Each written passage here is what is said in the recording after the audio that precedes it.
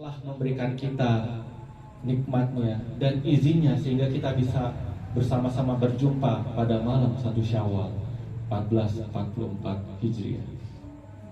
Yang kedua, tak lupa untuk selawat serta salam untuk selalu disanjung agungkan kepada junjungan kita Nabi besar Muhammad Sallallahu Alaihi Wasallam yang telah membawa kita dari zaman jahiliyah, dari zaman kegelapan, dari zaman kebodohan menuju zaman Islam yang terang benderang, menuju zaman Islam yang gilang gemintang, yang mana mudah-mudahan kita bisa senantiasa beruswah kepadanya, menjadikan beliau sebagai tauladan kita yang tertinggi, sebagai idola kita, sebagai pemimpin kita semua, sehingga mudah-mudahan kita bisa bersama-sama nanti kelak menjadi bagian dari umatnya yang mendapatkan syafaatnya di yaumil akhirah kelak. Amin. Amin ya rabbal alamin.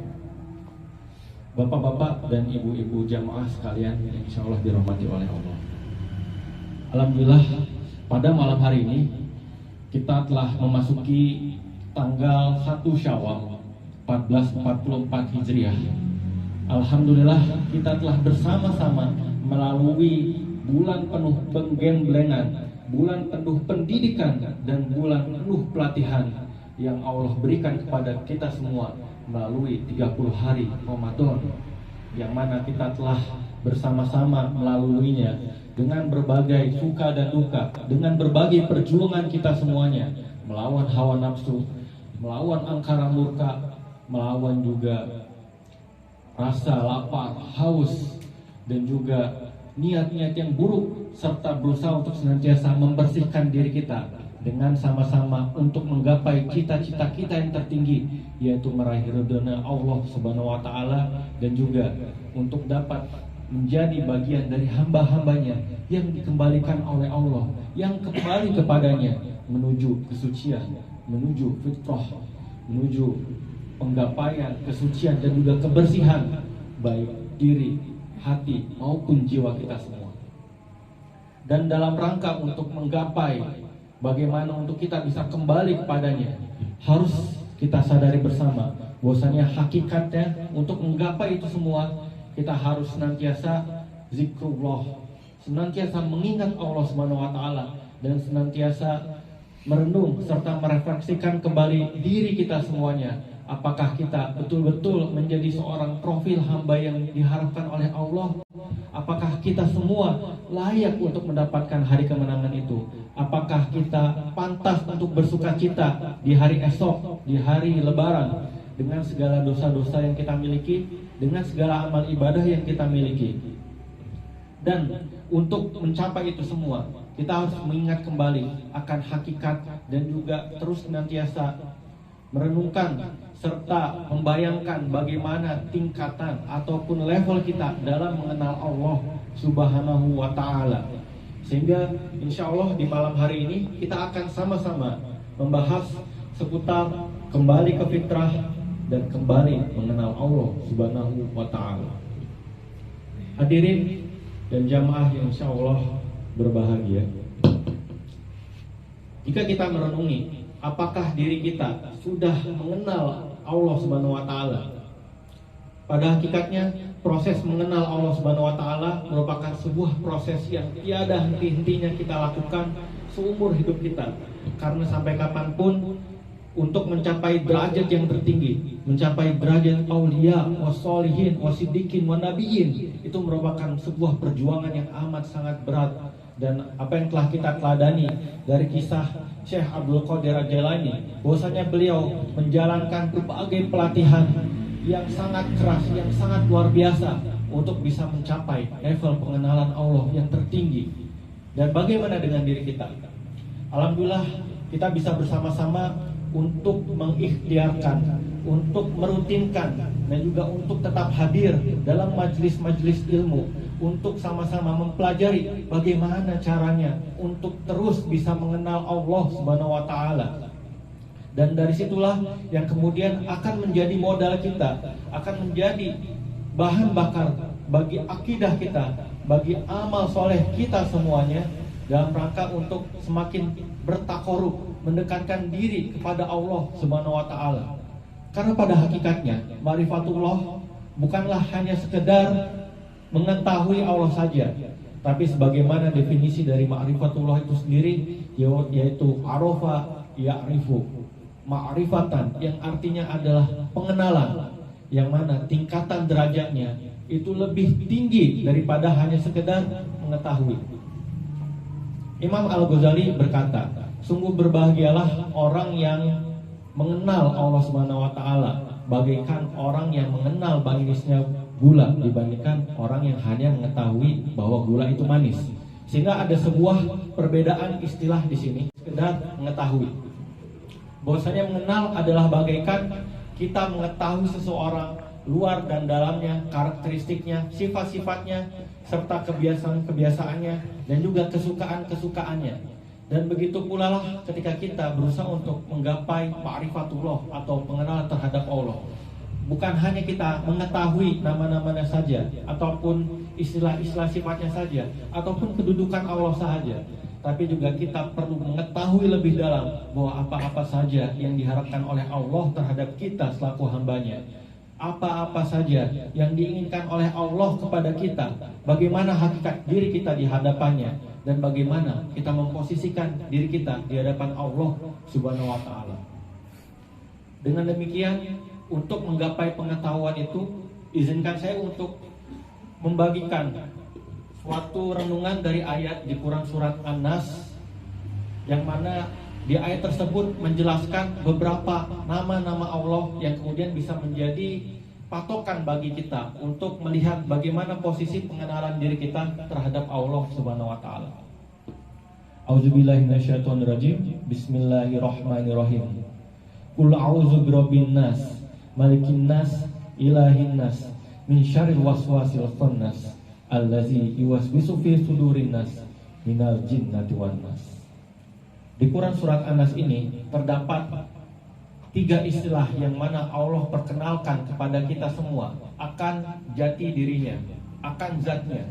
Kita bisa lihat di ayat pertama, Qul a'udzu birabbin nas, bahwa sesungguhnya Allah adalah Rabbun nas, bahwa Allah sejatinya adalah sang pengatur, sang pemilik, sang pemelihara kita semua, sang penguasa alam semesta, yang mana Allah nisbatkan dirinya sebagai Rabbul Alamin dan juga sebagai Rabbun Nas.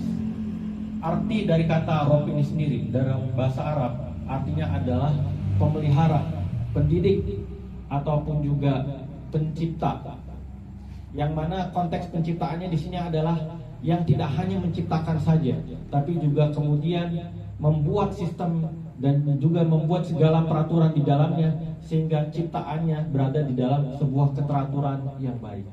Aturan-aturannya, seperangkat hukum-hukumnya kepada kita semua, untuk kemudian kita taati dan ikuti, agar semakin terpeliharanya jiwa-jiwa diri kita di hadapan Allah Subhanahu wa taala, agar senantiasa dari tanda-tanda Allah tersebut kita bisa menjadi bagian dari hambanya yang terus mensyukuri dan juga memperhatikan tanda-tanda alam yang ada sekeliling kita, bahwasanya dengan segala keindahan penciptaannya dan kepengaturannya, bahwa sejatinya syariat Allah lah yang paling terbaik untuk diri kita, dan kita harus senantiasa mengupayakan diri kita untuk bisa menjalankan segala aturannya dan juga menggapai ketakwaannya kepada Allah Subhanahu wa taala.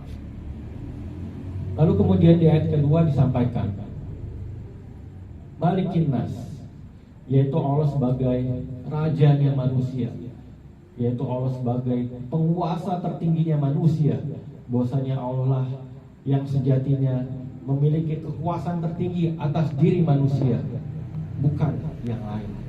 Bahwasanya di ayat ini disebutkan bahwasanya yang maha memiliki kedaulatan, yang maha memiliki kekuasaan atas diri hamba bukanlah seorang manusia, bukanlah seorang yang diagungkan yang lainnya. Bahwasanya Allah lah yang maha pemilik kerajaan langit dan bumi. Bahwasanya Allah Subhanahu wa taala itulah yang seluruh makhluk, bahkan hewan, tanaman, tumbuhan, semuanya bersujud kepada Allah Subhanahu wa taala sebagai raja tertinggi, yang mana kekuasaannya mutlak atas diri kita semuanya, yang mana menjadi kemudian pertanyaan bagi kita, apakah kita menjadikan Allah sebagai penguasa tertinggi dalam kehidupan kita yang melingkupi seluruh aktivitas dan juga kegiatan kita di dalam sehari-hari, ataukah ada suatu kekuasaan yang lain yang barangkali membelenggu diri kita dari ketakwaan kita kepada Allah Subhanahu wa taala. Dan di ayat selanjutnya disebutkan ilahin nas, yaitu Allah sebagai ilahnya manusia, sebagai sesembahannya manusia. Dalam bahasa Arab, ilah ini tidak hanya berarti sebagai sebuah Tuhan atau sesembahan saja, tapi dalam terminologi yang lain, ilah juga disebutkan sebagai sesuatu yang dicintai, sesuatu yang diagung-agungkan, sesuatu yang penting dan juga dipentingkan oleh manusia. Dan dari kajian dan renungan tersebut, harapannya dari itu semua bisa menjadi modal untuk kita terus mendekatkan diri kita untuk terus mengenal dan semakin mengenal Allah, dan untuk terus bisa mendapatkan cintanya Allah Subhanahu wa taala ke dalam diri kita semua. Hadirin dan jamaah yang insya Allah dirahmati oleh Allah Subhanahu wa taala, mudah-mudahan dari pembahasan yang singkat dari kultum yang sejenak tadi bisa menjadi kemudian bahan bagi diri kita semua untuk terus meningkatkan kapasitas diri kita dan terus untuk menjadi pribadi yang terus semakin baik dari hari ke harinya. Karena Rasulullah SAW bersabda, mukmin yang berbahagia ataupun mukmin yang beruntung adalah seseorang yang hari ini lebih baik daripada hari sebelumnya. Dan muslim yang kurang beruntung atau yang merugi adalah seseorang yang hari ini lebih baik atau mohon maaf yang hari ini sama dengan hari sebelumnya. Dan seorang muslim yang celaka, kata Nabi SAW, adalah yang hari ini itu lebih buruk daripada hari sebelumnya. Sehingga mudah-mudahan bulan Syawal ke depan dan juga bulan-bulan seterusnya bisa terus menjadi momentum untuk kita senantiasa terus meningkatkan diri, terus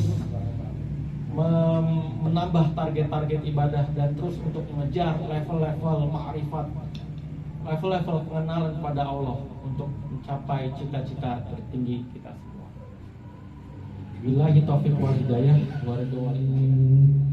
Inna Allah wa malaikatahu yusalluna 'alan nabi ya ayyuhallazina amanu sallu 'alaihi wa sallimu taslima. Allahumma salli 'alan nabiyil hashimi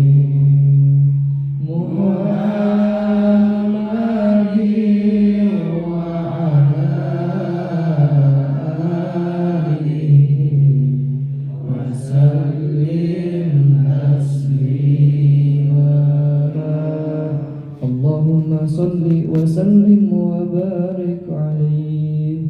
Wassalamualaikum warahmatullahi wabarakatuh.